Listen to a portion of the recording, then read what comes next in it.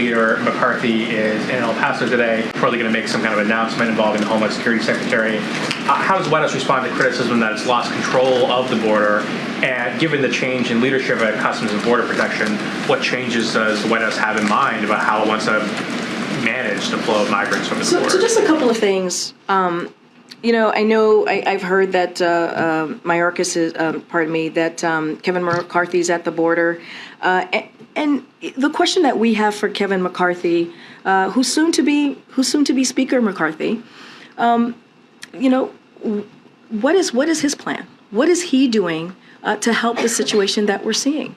What is his plan? He goes down there and he does a political stunt, like many Republicans do, that we have seen them do, but he actually is not putting forth a plan to help us, deal with an issue that we're all seeing, that you all are reporting. And we have put a solution to this. We have said, here are the ways that we can deal with this. The first day, on the president's first day in the White House, he put forth a comprehensive immigration plan because he knew how important it was to move forward with getting this done. But Secretary Mayorkas' leadership, he put forward, again, a comprehensive immigration bill on day one. So we have a plan. We've been putting that forward. McCarthy has no plan. The Republican Party has no plan. They do nothing except do political stunts. So is there a change in approach? So given that you're changing leadership at CBP, does that signal that the administration is going to change course at all? We feel that we have a plan that we have put forward. Instead of doing political stunts and making this about politics, why don't Speaker McCarthy, soon to be Speaker McCarthy, actually put a plan before us? Actually come to the table and put some work into it. Go ahead. Chris's questions on the border. You were saying the administration has been clear about its plan. There actually hasn't been an official statement on whether or not the administration will appeal the December 21st court order that would lift Title 42. Will the administration appeal or will it not? So just a couple things here. So in many ways, we've been preparing for just want to make sure that you are aware that I know we get questions about if we've been preparing for what to do when Title 42 is lifted. So we've been preparing for this. We've been working to accelerate asylum process as we prepare to transition to the next phase of our work to manage the border in a safe, orderly, and humane way. The Department of Homeland Security will continue to double down on those proven strategies, and you should expect to hear more from them in the coming weeks on how we're preparing for this, because I know that's been a question.